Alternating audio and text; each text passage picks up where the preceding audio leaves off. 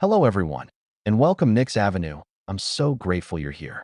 If you're enjoying this content and would like to see more videos like this, please support the So the channel by future of Mitchell subscribing. Robinson in a Knicks jersey is directly impacted by these moves. We're going to dive into all of this right now, guys, because honestly, where things stand for the Knicks right now, who did literally just win the Shooting Stars Challenge around 4 seconds ago at the time of me recording this, look, overall, as we know about the Knicks, they're on a run. They also just picked up Jose Alvarado. They picked up Jeremy Sohan. The team looks really good, and they are the best team in the Eastern Conference, if you ask me personally. I know they are not leading the East. I know they are not at all, and that the Detroit Pistons are going to finish this year as the 1 seed.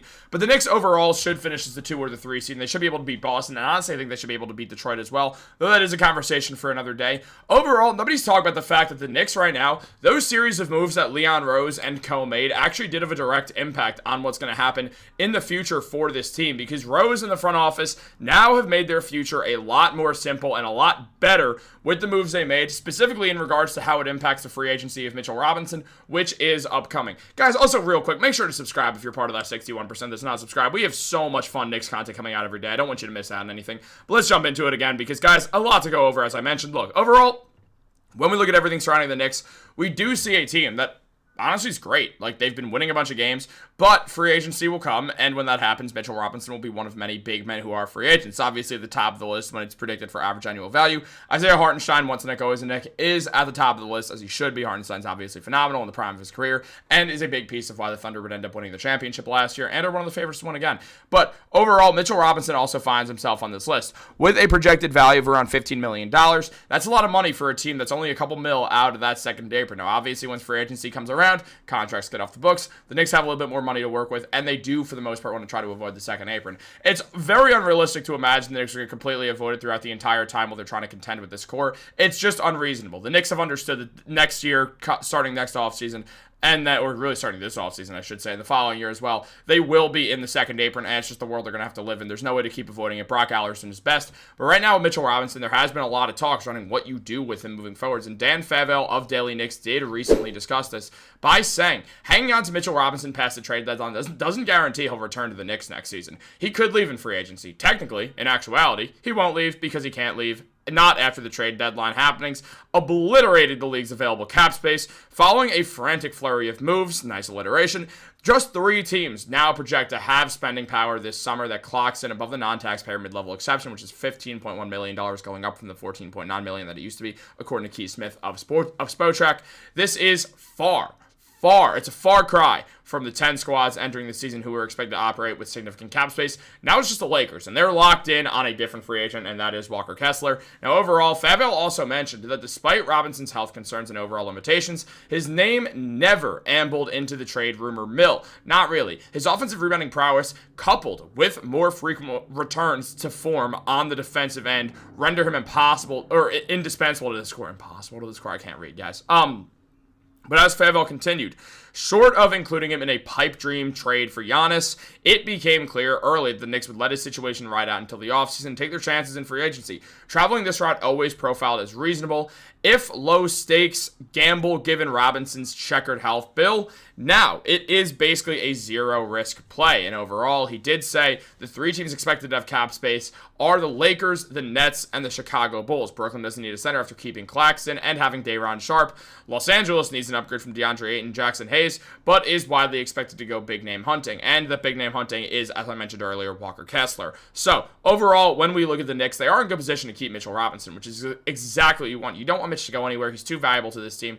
And overall, yeah, there's going to be a lot of discussion on if Mitch ultimately does stick around with the Knicks long term. Mitch has only played for the Knicks throughout his entire NBA career, being the longest tenured Knick by a very, very, very wide margin. Second is Deuce McBride, who was on the Knicks days before Jalen Brunson, and Brunson's third. So we've seen since Jalen Brunson came in, it's a completely different team now. And overall, it's a better team. And the Knicks, they keep Robinson for one reason. Even though Leon Rose has brought everybody outside of Mitch in and trade away everybody he didn't bring in, Mitch is different. He's the best offensive rebounder in basketball. He's one of the best rim protectors in the league, and overall, he very clearly has an impact on if the Knicks are going to win games. Mitch is being held very, very carefully throughout this season, and overall, his minutes are only sitting at 19.6 per game, which is one of the reasons why his stats are not better, but he still puts up 5 points and 9 rebounds with an assist, and also shoots 64.2% true shooting. Most of that is under the rim. Obviously, he never shoots a jump shot, and is 41% from the free throw line, which is just terrible. I mean, there's no way around it. It's terrible.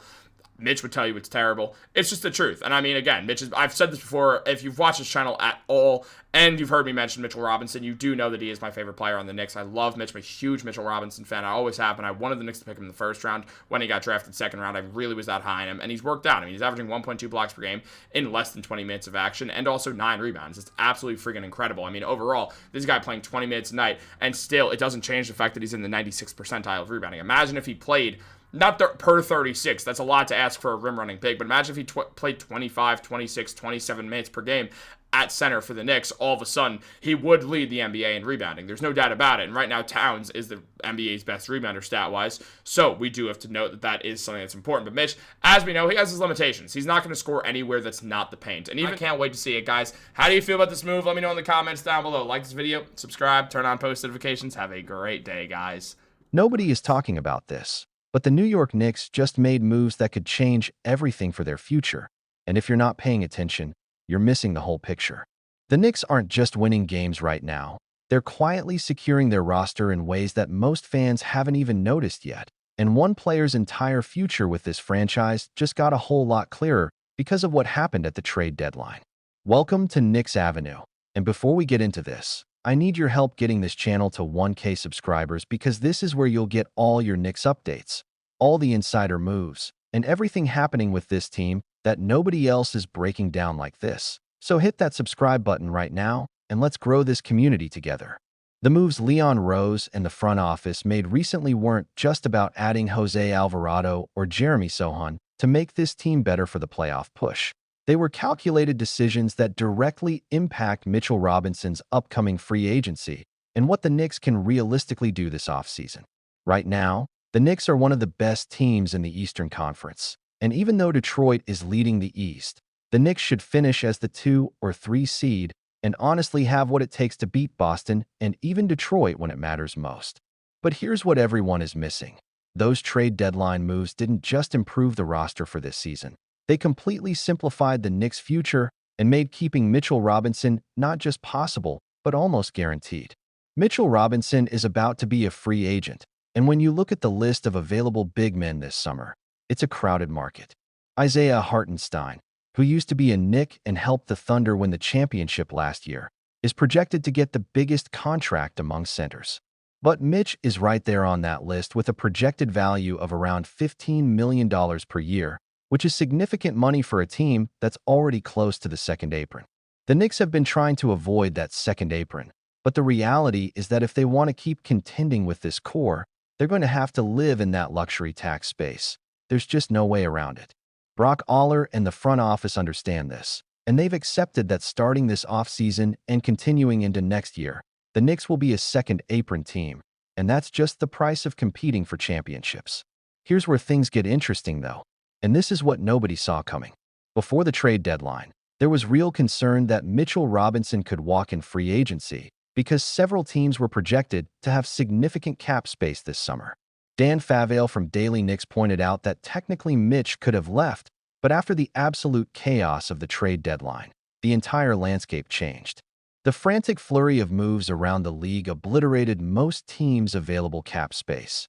And now, according to Keith Smith of Spotrac, only 3 teams project to have spending power above the non-taxpayer mid-level exception of $15.1 million this summer. That's down from 10 teams that were expected to operate with significant cap space at the start of the season. Those 3 teams are the Lakers, the Nets, and the Chicago Bulls. Brooklyn doesn't need a center because they kept Claxton and have Darren Sharp. The Bulls aren't really in position to be major players. And the Lakers, who definitely need an upgrade from DeAndre Ayton and Jackson Hayes, are widely expected to go after Walker Kessler as their big-name target.